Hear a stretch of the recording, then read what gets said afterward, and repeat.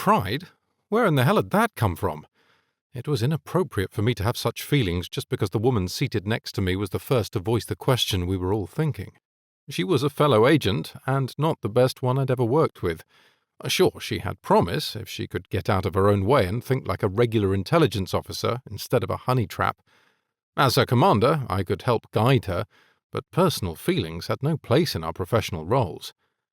"I may have missed something," she'd begun, "but Xavier was raised as a Vela.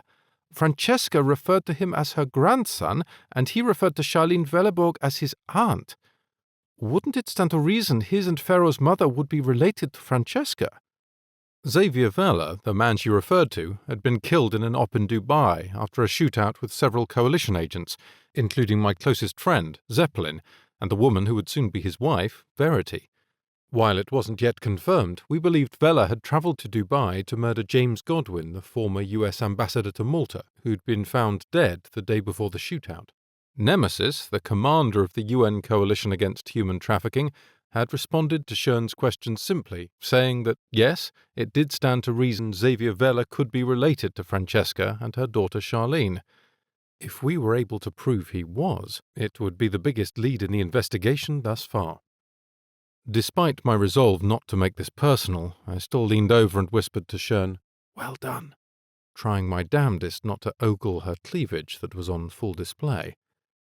It was the middle of January, one of the coldest months in Scheer, England, where the Coalition's command centre was located, and yet she, Schön, which meant beautiful in Swiss German, tended to wear low-cut blouses regardless of the outside temperatures.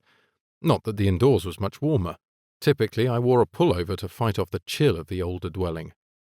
"Thanks," she replied, also in a whisper, leaning into me like I had her, and making it impossible for me to keep my eyes diverted when her breasts spilled forward and I could see where they strained against the pink lace bra. In the 2 months since Priska Schön-Bauer was assigned to the UN's Albanian task force, for which I served as commander, I had become familiar with her vast array of brassieres. There had been many times I wondered if her choice of attire was primarily for my benefit. However, regardless of whether her display of cleavage was intentional or not, I was her boss, and while every other man she'd ever worked with may have been eager to take advantage of what she'd offered, I couldn't. Ah! I groaned and put my head in my hands when Magnet left the room. Why did every brain cell I possessed seem to die off whenever he was near? Justin Magnet Magnusson was my commander. I'd finally been given a chance to prove my abilities in intelligence after being appointed to the Albanian task force of a UN coalition. And instead of impressing the agent, who could advance my career, I turned into a dolt whenever he was near. Truthfully, I'd never been attracted to any man the way I was to him. Magnet wasn't just the handsomest person I'd ever seen. He was smart and funny too. But more, he was honorable and kind. He saw me. It had been many years since anyone had. My parents had, but they'd been gone a long time. There'd been another woman, someone I considered a mentor and friend, but shortly before I left Switzerland, for Scheer, it seemed we'd had a falling out. It still hurt to think that perhaps she hadn't seen me in the way I always thought she did. I met Mrs. Strausberg when I was 14 years old. Her first name was Carissa, but I'd never called her that, even as an adult.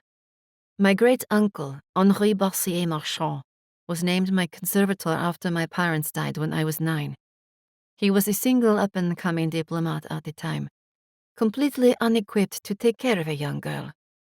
Instead, he'd made arrangements for a couple who lived in St. Moritz, where my parents and I had resided, to become my guardians. The Müllers were nice enough people. However, when I reached my teens and began acting out, as many girls that age do, they'd contacted Uncle Henri, saying they could no longer be responsible for me.